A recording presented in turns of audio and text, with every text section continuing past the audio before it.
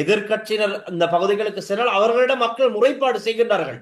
அது உண்மையான முறைப்பாடுகள் அல்லது திட்டமிட்டவர்கள் எதுவும் அது இல்லை. ஆனால் எப்படியோ மக்கள் முறைப்பாட்டை முன்வைக்கிறார்கள். எங்களுக்கு இன்னும் எதுவும் நடக்கல, எங்களுக்கு எதுவுமே கிடைக்கல, கிராம சேவகர் அதிகாரிகள் வந்து எங்களை பார்க்கல, வந்து பார்த்துட்டு போயிட்டு இன்னமும் காசு கொடுக்கல அப்படின்னு கொழும்பு வெள்ளாம்பட்டி பகுதிகளில் கூட மெதட்ட கொள்ளா பகுதியில் எல்லாம் இன்னமும் மக்களுக்கு நிவாரண காசு கிடைக்கல அப்படின்னு ஒரு குற்றச்சாட்டு இருக்கு. ஆனால் அதிகாரிகள் வந்து விண்ணப்பங்களை கொடுத்து உடனடியாக இதை நிரப்பி தாருங்கள் அப்படின்னு சொல்லிட்டு போயிருக்காங்க. ஆமா, அது கூட நாங்க ஒளிப்பதிவு செஞ்சிருந்தோம் அந்த காட்சிகளை. ஆனால் இன்னமும் அவர்களுக்கு பணம் கிடைக்காம இருக்கிறது. ஒரு தடவை பாடசாலைகள் ஆரம்பமாகிருச்சு, மீள திறந்துட்டாங்க பாடசாலைகளை, பிள்ளைகள் பாடசாலைகளுக்கு செல்வதற்கும் ஆயத்தமாகி விட்டார்கள். ஆனால் அவர்களுக்கும் ஒரு பணத்தொகை கொடுப்பதாக சொல்லப்பட்டது, நினைவிருக்கும்.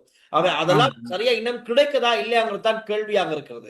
உடனடியாக சொன்ன வாக்குறுதிகள் நடந்தால் நிச்சயமாக வரவேற்கப்படும். மக்கள் சந்தோஷமாக அவருடைய நாளாந்த நடவடிக்கைகள் மேற்கொள்ளலாம் உண்மையாகவே. ஆனால் இந்த இடத்துல அரின் பெர்னாண்டோ நேற்று பிரஸ் மீட் நடந்திருக்கு. அரின் பெர்னாண்டோ என்ன சொல்லிருக்காருன்னா, கோடிக்கணக்கில் பணத்தை பார்த்த பின்பு திட்டம் எதுவும் இல்லாமல் அனுர செயற்படுகின்றார்.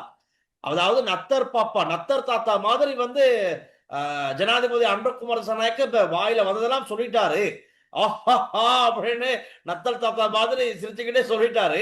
ஆனா இப்ப என்ன செய்யறது எது செய்யறது செய்யாம இருக்காங்கன்னா அரின் பெர்னாண்டோ சொல்லியிருக்காரு.